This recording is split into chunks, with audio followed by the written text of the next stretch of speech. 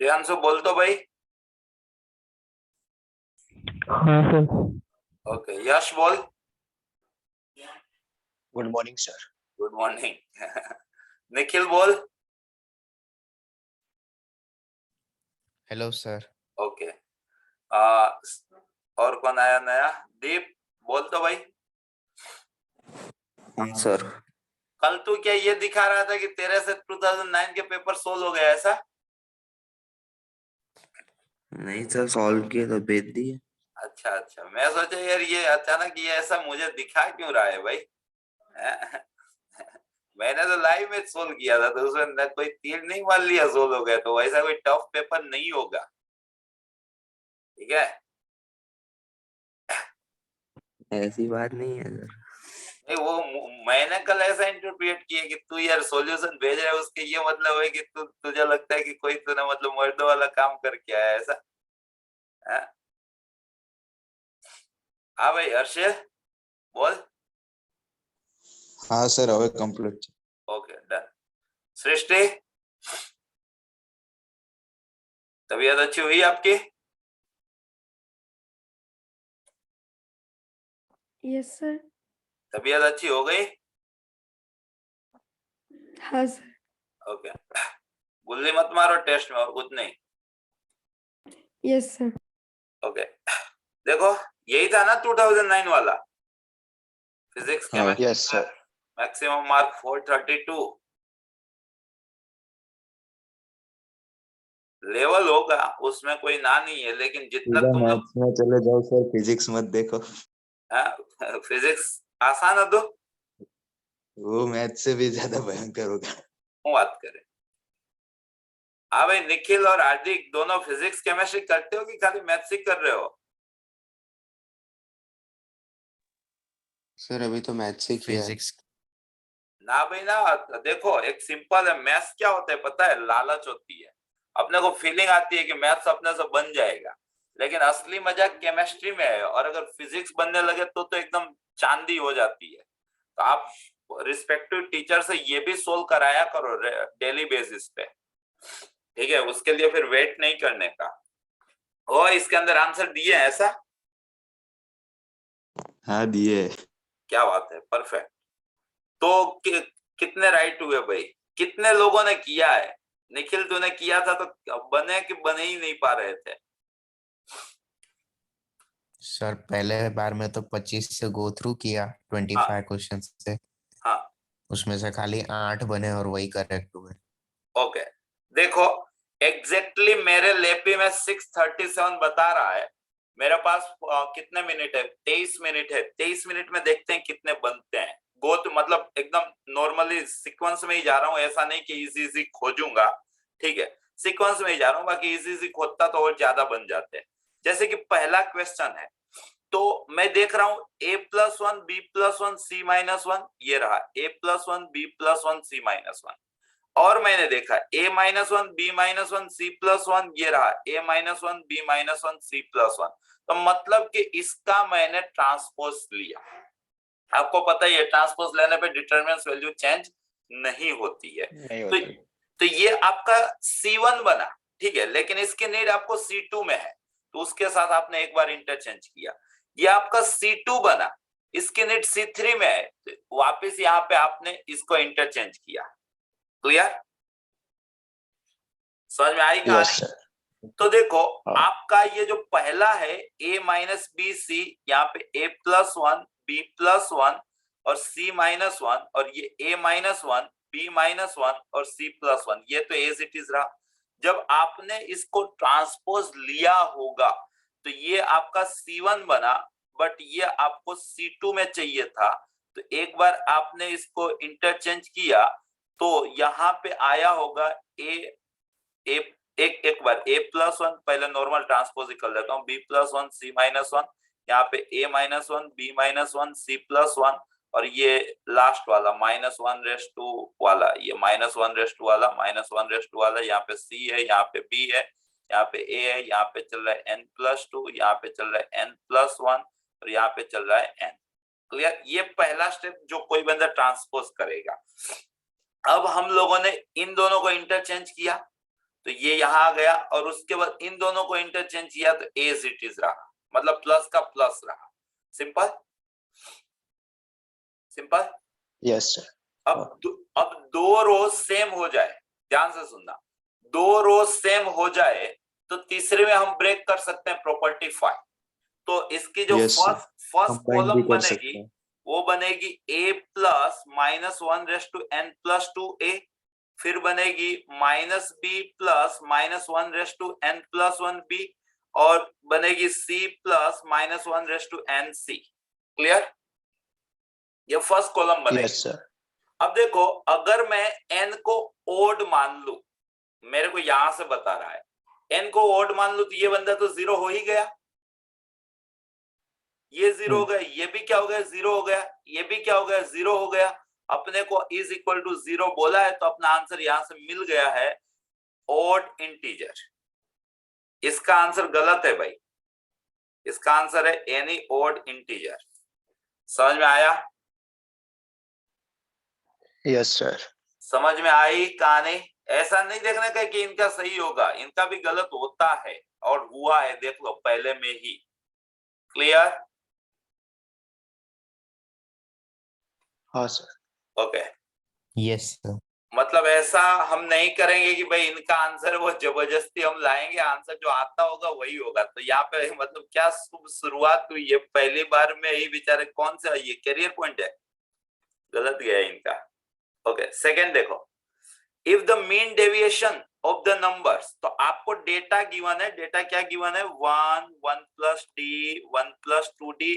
अब देखो यहां से है ना, आपके जो रिसेंट पेपर आते हैं ना उस टाइप के, एक्चुअल में इससे प्रीवियस ईयर से 2008 से जो क्वेश्चन या जो मेथड है ना उसमें और आज के दिन के पेपर में एटलीस्ट 90% सिमिलरिटी रहती है। मतलब मेथड सेम जाएगी, क्वेश्चन या तो टॉपिक क्वेश्चन सेम पूछे जाते हैं। तो थोड़ा सा यहाँ से आप स्ट्रेटजी बनाना चालू करना कि आपको पहले कौन से टॉपिक अटेंड करने हैं, कौन से टॉपिक लेंथी आएंगे, कौन से चैप्टर में से ऑलवेज क्वेश्चन आएगा। तो आप फील करोगे कि डिटर्मिनेंट्स का तो क्वेश्चन आता ही है और लोग बना ही लेते हैं, लेकिन ये ऐसा चैप्टर है जो लोगों को डिफिकल्ट लगता है लेकिन अपने को इजी लगेगा और इसका एक क्वेश्चन अपने इजीली बना लेंगे। कौन सा चैप्टर है ये? स्टेट। 11th के अंदर आपका 15 नंबर का चैप्टर था और बेसिक एनसीईआरटी कंसेप्ट से ही इसका क्वेश्चन बन जाएगा, कोई हाई फाई कंसेप्ट आपको नहीं लाना है। ठीक है, यहाँ पे डेटा दिए हैं। अब बोला है कि mean deviation from there mean, मतलब कि डेल एक्स बार ये 255 है। डेल एक्स बार क्या था याद है क्या? डेटा में से उसका मीन हटा के उसका पॉजिटिव सम अपन टोटल नंबर। Total number. ठीक है, बहुत नॉर्मल लेवल पे हम लोगों ने फॉर्मूला प्रिपेयर की थी। ठीक है, अगर यही चीज डेल एम होती तो क्या होता? डेटा में से उसका मीडियन हटा के उसका पॉजिटिव सम अपन टोटल नंबर। ठीक है, और लास्ट चीज आती थी सिग्मा स्क्वायर, वो क्या होता था? डेटा के स्क्वायर का सम अपन टोटल नंबर माइनस मीन का स्क्वायर। पूरे चैप्टर में ये 3 ही मेथड थी और कुछ नहीं था, याद है क्या? ठीक है, यस सर। जिन लोगों ने नहीं पढ़ा है या जिन लोगों को नहीं याद है वो यहाँ पे मैंने लिख दिया है, पूरे चैप्टर में इतना ही है और कुछ नहीं है उसके अंदर। अब अगर आपको मीन निकालना ना आता हो तो एक ये भी चीज उसके अंदर है कि भाई मीन इस तरह से निकाला जाता है। क्लियर है? मीडियन कैसे निकाला जाता है? डेटा को इंक्रीजिंग ऑर्डर में अरेंज करने के बाद मिडल वाला डेटा, अगर इवन नंबर में डेटा दिए हैं तो मिडल वाले 2 डेटा का सम का आधा, ये एम निकालने का तरीका होता है। Clear? Yes sir. Okay, right now अपने को क्या पूछे? अपने को mean deviation from there mean, मतलब कि डेल एक्स बार। तो इसके लिए हमें पता है कि ये उसकी फॉर्मूला है, तो इसके लिए हमें एक्स बार निकालना है। तो एक्स बार क्या होगा? तो आपको पता है सारे डेटा का सम अपन टोटल नंबर। तो इसका सम करेंगे तो ये टोटल, सबसे पहले डेटा कितने हैं वो खोल लो। ये डेटा 101 है, कैसे पता चला? 0 डी से 100 डी तक। तो इन सब का सम करोगे तो 1 112 है तो 101 प्लस ये d से 100d, तो उसमें से d कॉमन ले लोगे तो 1 to 100 का सम, तो n/2 n+1 upon total data कितने हैं, तो 101, तो 101 कॉमन लेके कट जाएगा, यहाँ पे बचेगा 1, ये 101 चला गया और यहाँ पे बचेगा 50D। ठीक है, तो ये आपका मीन मिला 1 + 50D। क्लियर? क्लियर है भाई? अब अपने को पता है कि Yes. xi माइनस x बार का नीड है, तो हम गिनेंगे xi माइनस x बार। तो 1 से 1 + 50D हटाओगे तो ये -50D होगा, ये -49D होगा, ये -48D होगा। ऐसे करते करते बीच में 0D आएगा, फिर D आएगा, फिर 2D आएगा, फिर 3D आएगा, लास्ट में आएगा 50D। अब इसकी पॉजिटिव वैल्यू का सम, तो आपको जो सिग्मा xi माइनस x बार जो है फॉर्मूला में, वो क्या है, तो इसी की पॉजिटिव वैल्यू का सम, तो 2 टाइम D कॉमन 1 से 50 का सम, तो वो हो जाएगा 50/2 और 50 + 1। ठीक है, अब इसको डिवाइड बाय n, तो इसको divide by n, total data 101 है और ये आपको गिवन था, ये आपको कितना गिवन था, 255। क्लियर? तो 51 5 255 होता है मे बी। ठीक है, ये 2 कट गए।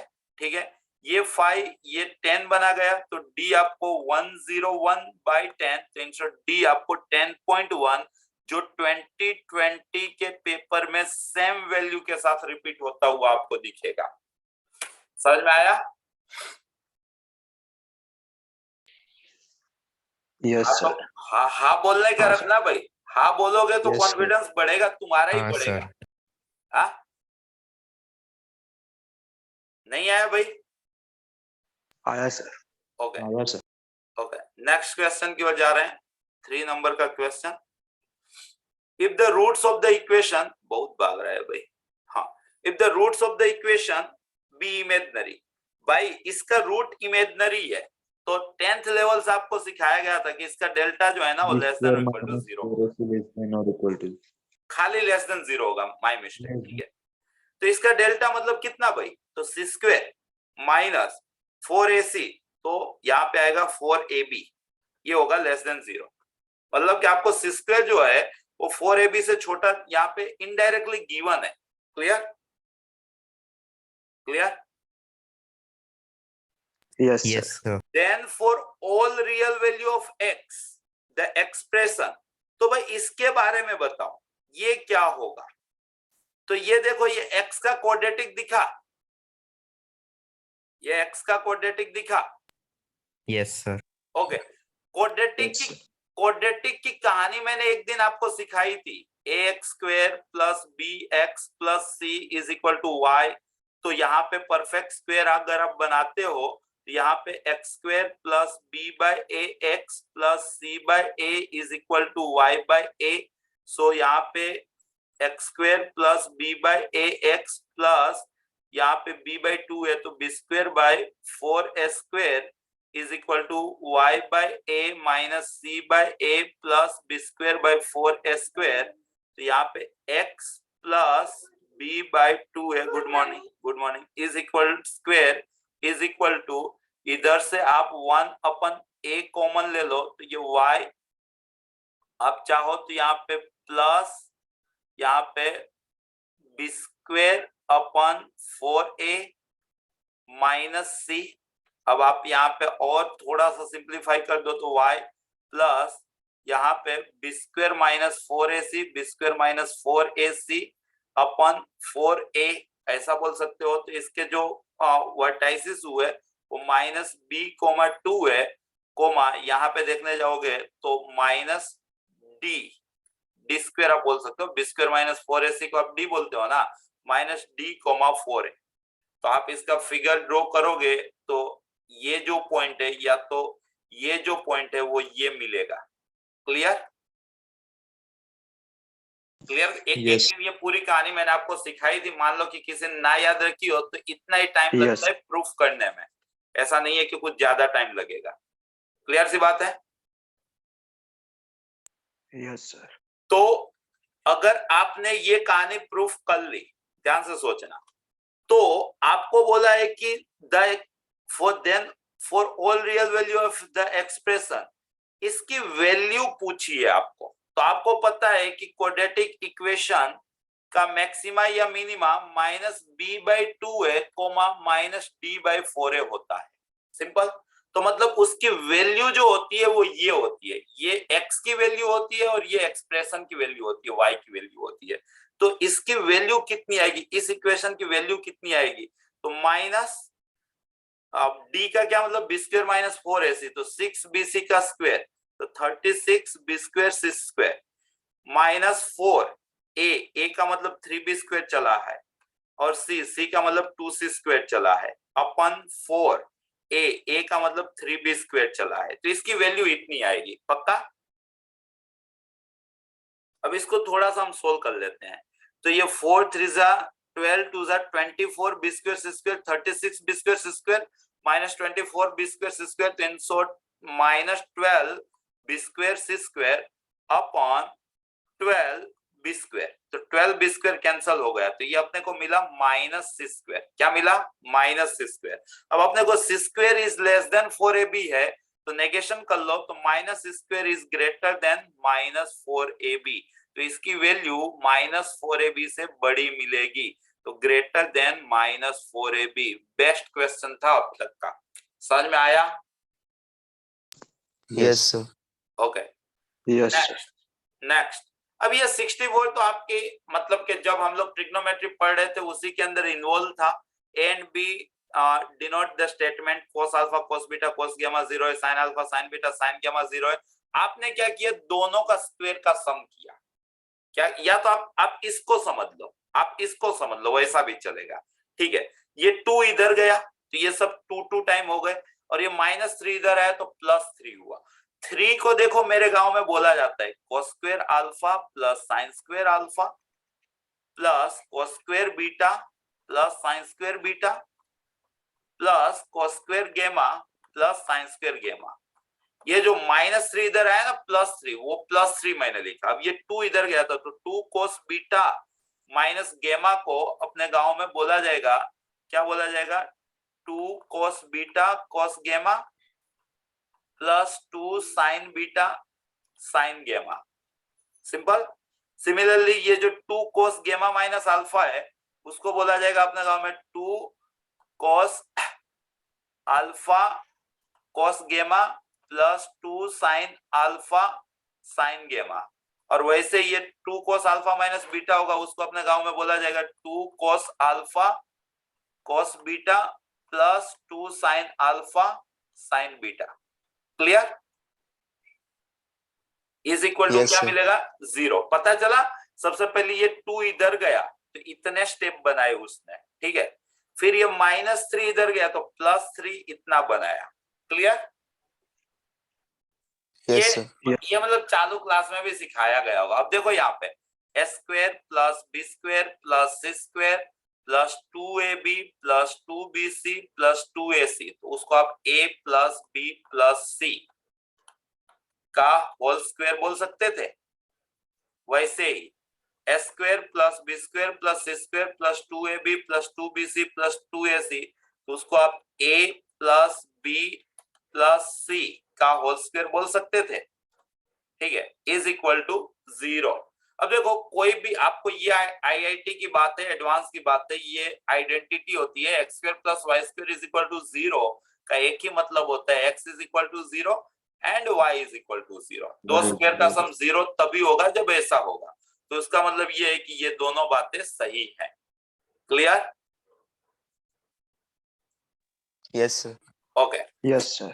नेक्स्ट क्वेश्चन की ओर जा रहे हैं। देखो 4th नंबर का क्वेश्चन, पहले 3 में कोई वैसा नहीं लगा यार कि जो मतलब अपने से ना बने। हाँ, नो डाउट दिमाग है। चौथा, 5वां पहुंच गया, ऐसा देखा जाएगा। The line are perpendicular to common line. देखो ये एक लाइन, ये एक लाइन, ये दोनों किसी एक कॉमन लाइन को परपेंडिकुलर है। तो ये रिलेशन में सीखे हैं कि अगर दो लाइन किसी कॉमन लाइन को परपेंडिकुलर होती है तो उसका मतलब ये होता है कि वो दोनों लाइन खुद में कैसी होती है, पैरेलल। Parallel. क्लियर? और आपको 11 से पता है कि जैसे ही आप पैरेलल वर्ड सुनते हो तो उसका एक ही मतलब होता है, लाइन के अंदर दोनों का स्लोप क्या होगा, सेम। ठीक है, Same. और स्लोप सेम होने का मतलब minus of coefficient of x upon coefficient of y, दूसरी टाइप भी minus of coefficient of x upon coefficient of y। Clear? Yes, sir. तो देखो ये p स्क्वायर प्लस 1, ये p स्क्वायर प्लस 1, इसको ले डूबा। सिंपल। Yes, sir. तो आप यहाँ पे देख पा रहे होगे कि p इज इक्वल टू -1, खाली इतना एग्जिस्ट किया, p is equal to -1। Clear? Yes sir. तो Yes, sir. इसका भी आंसर है एग्जैक्टली 1 वैल्यू ऑफ p। ये लोग नींद में है। क्लियर? Yes, sir. ओके। 66 में ना गिनो तो आ जाएगा क्या? a intersection b is equal to a intersection c, a union b is equal to a union c। तो मतलब भाई दिख रहा है कि यार b और c सेम है। क्लियर? और Yes, sir. ओके, सही है भाई। देखो मेरी पढ़ाई गई कहानी कितने वापस रिपीट हो रही है। देखो पहले एक बार तो हुई थी ये बॉक्स वाली, वो पता है एनसीईआरटी में भी 2-3 बार गिनवाए हैं ये question. UVW are non coplanar vector. Non coplanar का वेक्टर का मतलब इसका बॉक्स जो है ना वो नॉन जीरो होगा। ठीक है? तो अगर इसका बॉक्स नॉन जीरो होगा तो देखो यहां से आप 3 को खींच लो, यहां से आप p को खींच लो, यहां से आप p को खींच लो, तो ये 3p स्क्वायर और ये हो जाएगा UVW। क्लियर? यहां से आप p को खींच लो, यहां से आप q को खींच लो, तो -pq ये हो जाएगा। अब यहाँ पे एक इंटरचेंज, तो ये v आया, यहाँ पे एक इंटरचेंज तो कोई चेंज नहीं, तो ये UVW। यहां से आप 2 को खींच लो, यहां से आप q को खींच लो, यहां से आप q को खींच लो, तो राइट नाउ तो -2q स्क्वायर और एक इंटरचेंज, तो ये माइनस का हो गया प्लस और ये हो गया UVW। ठीक है? Is equal to 0। तो आप इसमें से UVW कॉमन ले लो, तो 3p square -pq plus 2q square into UVW is equal to 0। अब ये नॉन कोप्लेनर है तो मतलब ये तो 0 नहीं है, तो मतलब भाई इसी को होना पड़ेगा 0। ठीक है? और अगर ये 0 हो जाता है तो आप यहाँ पे पार्टीशन कर लो, 3p square -3p plus -3pq plus 2pq plus 2q square. ओहो, यहाँ पार्टीशन से नहीं होगा, -3pq प्लस 2q, यहाँ से आप 3p कॉमन लोगे तो p माइनस q मिलेगा, ऐसा नहीं हुआ। 6 का पार्टीशन -1, मैंने कहीं पे एनालिसिस करने में कोई मिस्टेक की है क्या? एक बार वापस यहाँ से 3, यहाँ से p, यहाँ से p, तो 3p स्क्वायर आगे आ गया, अंदर बचा UVW डन। यहाँ से p, यहाँ से q, तो -pq, एक बार इंटरचेंज तो u आगे v बाद में, फिर दूसरी बार इंटरचेंज तो v बीच में, और ये तो माइनस का माइनस रहा और यहाँ पे -pq। ओके, लास्ट में 2q स्क्वायर आ गया। अब यहाँ पहले में इंटरचेंज तो UVW हो जाएगा ना, UVW। ओके, तो माइनस का हो गया प्लस। Okay, 2q square. हाँ, तो इन शॉर्ट आपको 3p square -pq plus 2q square को 0 बनाना है। तो ये partition 3p square -pq plus 2q square 0 कब होगा? सोचो। 3p स्क्वायर -pq प्लस 2, इसका पार्टीशन कर सकते हो क्या? फैक्टराइज करो तो, इसको फैक्टराइज करो। अगर यहाँ पे प्लस होता तो 3p स्क्वायर प्लस होता तो भी नहीं होता ना, माइनस ही करना है ना आपको। 3p square -3pq plus 2pq, यहाँ पे माइनस होना चाहिए था, -2q square, -2q square is equal to 0। आप यहाँ से 3p कॉमन लेते तो p माइनस q, यहाँ से प्लस 2q कॉमन लेते तो p minus q is equal to 0। तो या तो p होता -2/3q या तो p होता q। तो अगर ऐसा होता तो अपने को क्या मिलता है? Exactly 1 value of p, exactly 2 values of p and q। P और क्यू कुछ भी हो सकते हैं ना, तो इनफाइनाइट इमेजिनरी वैल्यू आ रहा है सर। इसके अंदर वो अब यहाँ पे UVW तो डायरेक्टली प्लस से हो जा रहा है माइनस, मतलब इसके अंदर है ना कोई और, आप पेपर देखोगे ना तो ज्यादा आपको पता चला कुछ ना कुछ मिस्टेक है किसी और मतलब के पब्लिकेशन का, जैसे ये कैरियर पॉइंट है वैसे किसी और का देखना तो आपको ज्यादा क्लियर होगा, क्योंकि कुछ ना कुछ यहाँ पे मुझे मिस्टेक जरूर दिख रही है। क्लियर? मैं कल इसको मतलब इसका ओरिजिनल क्वेश्चन खोज के वो अलग से अपने सोल्व कर ले। तरीका ऐसा रहता है, तरीका ऐसा रहता है, जो मैंने मेथड की वो राइट की है। ठीक है, कंप्लीट। जो वे से गए हैं वे पे नोट कर लेना। अब इसके अंदर इन लोगों ने कुछ छापने में मिस्टेक की होगी, इसलिए अपना आंसर नहीं आ पा रहा है। 68 let the line lie in the plane. अब देखो ये लाइन इसके अंदर है, तो इन शॉर्ट ये लाइन और प्लेन का इंटरसेक्शन हुआ, तो वो कैसे हम करते हैं, तो इज इक्वल टू लैम्बडा ले लेते हैं। ठीक है, अगर सॉरी ये तो बहुत इजी है, आपको अल्फा बीटा पूछा है, लाइन प्लेन का इंटरसेक्शन नहीं पूछा है। अगर ये line L by dot N bar की सिद्धू आई जैसे वो भी ना करना हो तो उससे भी आसान तरीका बता दो। ये लाइन अगर इस प्लेन के अंदर है तो इसका पॉइंट देखो क्या है, 2 1 -2, वो इसके अंदर है, तो 2 + 3 + 2 अल्फा प्लस बीटा, ये आपको 0 मिलेगा।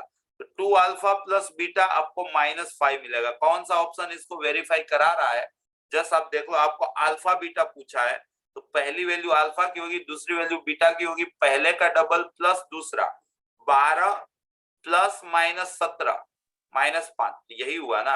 यहाँ पे अच्छा यहाँ से भी हो गया, यहाँ से भी हो गया, यहाँ से भी हो गया। ओके ओके, यहाँ पे देख लो ये दोनों तो चले गए, 10 - 15 यहाँ से भी हो गया। गुड, मतलब देखो IIT होशियार हो गई, डायरेक्टली आंसर नहीं दिलवा रही है। ओके, तो भाई दूसरी कंडीशन भी लगाओ। हाँ सही है भाई। अब क्या है कि मैं पहली बार गिन रहा हूँ ना, तुम लोग गिन के बैठे हो तो तुम्हें ज्यादा आइडिया है यार। ये 3, अब मैं ऐसा तो है नहीं कि गिन के आया हूँ कि मुझे पता चला। -15 -2 अल्फा, ठीक है, -2 अल्फा इज इक्वल टू 0 आपको मिल रहा है। सो 2 अल्फा इज इक्वल टू -12, तो अल्फा आपका -6, वहीं से आंसर आ गया। Clear? Yes sir. Okay, 10 question करते हैं। ये कौन से नंबर का था? 8वां था ना? 9वां देख लो। Yes sir. अरे बाप रे, जबरदस्त। लेकिन अच्छी बात ये है, ये दोनों मेरे फेवरेट क्वेश्चन है और ये रिपीट हुआ है सेम वैल्यू के साथ 2018 या 2019 में। इसका आंसर जो है ना 1000 से ज्यादा आता है। देखो कैसे, फ्रॉम 6 डिफरेंट नॉवेल्स है आपके पास 6 एंड 3 डिफरेंट डिक्शनरी है, ये क्लास में किया होगा। डिक्शनरी है आपके पास 3, 4 novels and 1 dictionary are to be selected. तो भाई 6 में से आपने 4 को सिलेक्ट कर लिया, 3 में से आपने 1 को सिलेक्ट कर लिया। अब आपके पास अल्टीमेट चीजें हैं 5। चीजें कितनी है? 5। ठीक है, इसको एक रो में अरेंज करना है। डिक्शनरी ऑलवेज मिडल में हो, डिक्शनरी 1 थी उसको मिडल में, तो एक ही वे से आप रख सकते हो। नॉवेल्स 4 थी तो यहाँ 4 में से कोई एक, यहाँ 3 में से कोई एक, यहाँ 2 में से कोई एक, यहाँ 1 में से कोई एक। तो 4 3 12 2 24 इंटू 24, ये आपके टोटल वे हुए। 64 का मतलब 62, 62 का मतलब 15, 3 से 1 का मतलब 3, 24, तो 24 इंटू 5 मतलब 240 हो गया, ये 120 हो गया, तो ये हो गया आपका 360 इंटू 3 तो 1080। इसका आंसर आएगा 1080, मतलब एटलीस्ट 1000। क्लियर? क्लियर है भाई? Yes sir. अब देखो एक आइडेंटिटी याद रख लो यार, बॉक्स x प्लस box of -x is equal to कितना होता है पता है किसी को? -1। ये आइडेंटिटी बहुत काम लगेगी, ये याद रख लो। किसी के लिए आप देख लो, कोई भी वैल्यू के लिए आप देख लो, x आप 2.5 ले लो ना, तो box of 2.5 plus box of -2.5 निकाल लो यार, इसका आंसर 2 आएगा, इसका आंसर -3 आएगा, कितना हो गया? -1। क्लियर? क्लियर है बात? Yes sir. Yes sir. Okay, अगर ये बात आपको पता है, अगर ये आइडेंटिटी आपको पता है, तो वो आइडेंटिटी मैंने क्यों सिखाई? क्योंकि मुझे इस क्वेश्चन में वो चीज लगती हुई दिखी। आपने आई लिखा, आई है, ये बहुत ही बेहतरीन क्वेश्चन था। जिस दिन आया था उस दिन मेरे को भी नहीं स्ट्राइक हुआ था, लेकिन अब मुझे आता है। एक्स को मुझे नहीं पता चला तो मैंने नीचे प्लस ऊपर माइनस एक्स ले लिया, तो कोट पाई माइनस एक्स आपको पता ही है कि माइनस कोट एक्स हो जाता है। क्लियर? अब इन दोनों को मैंने सम लगा लिया, तो 2i इज इक्वल टू, अब आपको लगेगा सर क्या लल्लू क्वेश्चन था, ये -1 dx हो गया, तो ये माइनस एक्स और रेन लग गई 0 से पाई। ठीक है, तो इसका आंसर आ गया -π/2। समझ में आया? यस। ओके, उसके बाद ये देखो यहाँ पे दिख ही रहा है मुझे, ये 3x² + 5 सनातन, ये ग्रेटर देन और इक्वल टू 0 है, मतलब जस्ट ग्रेटर देन 0 है। तो इसको मैं बोल सकता हूं कि ये इंक्रीजिंग है। इंक्रीजिंग फंक्शन ऐसा तो ये 1 1 होता है। 1 1 1 क्लियर? इसका आंसर आएगा 1 1। इंक्रीजिंग या तो डिक्रीजिंग, वो ऑलवेज 1 1 होते हैं। क्लियर? क्लियर? ये आपकी एनसीईआरटी के क्वेश्चन है, यहां से हम कल चालू करेंगे। ठीक है, कल ये कंप्लीट कर देंगे। डन? ओके ओके, चलो। Yes sir.